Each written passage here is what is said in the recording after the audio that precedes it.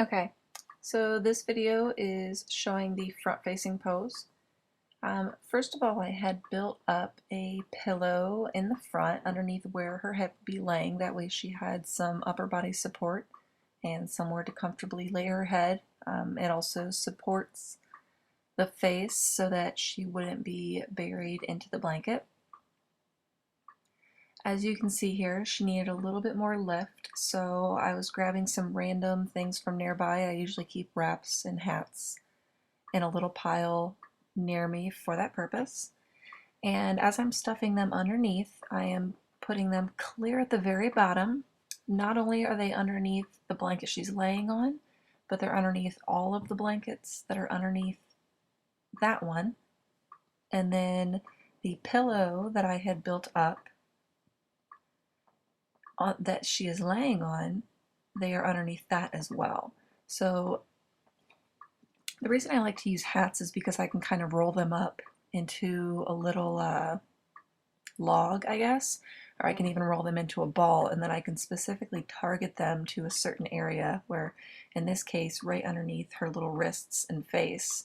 Instead of lifting the entire area, I can just target a specific area where the baby needs to be lifted up a little bit higher.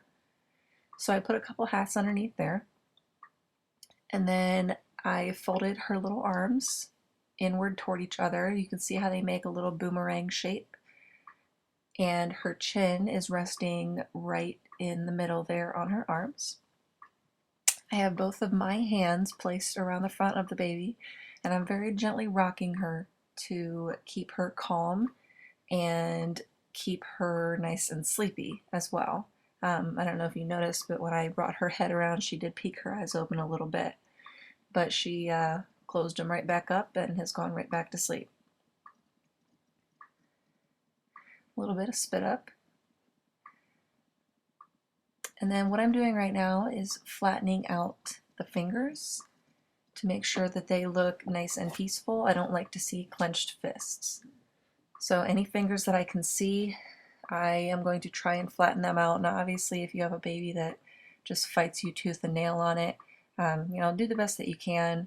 Typically if I have a baby that is excessively fussy, or when it comes to hands, if they just downright fight me on it, I will usually take my safe shot first and then go back and readjust those fingers and mess with that afterwards. That way if for some reason the baby gets out of a pose or wakes up and I cannot get them back into it, at least I do have something. And then it can be up to me later on whether or not I want to use that something, but I at least have it.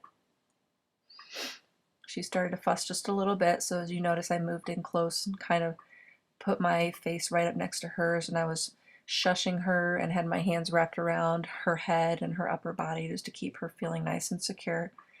And since she moved, I do have to readjust in the front a little bit, so I'm just bumping it up again right underneath her face so that she can lay comfortably and I can get a nice clear shot of her face.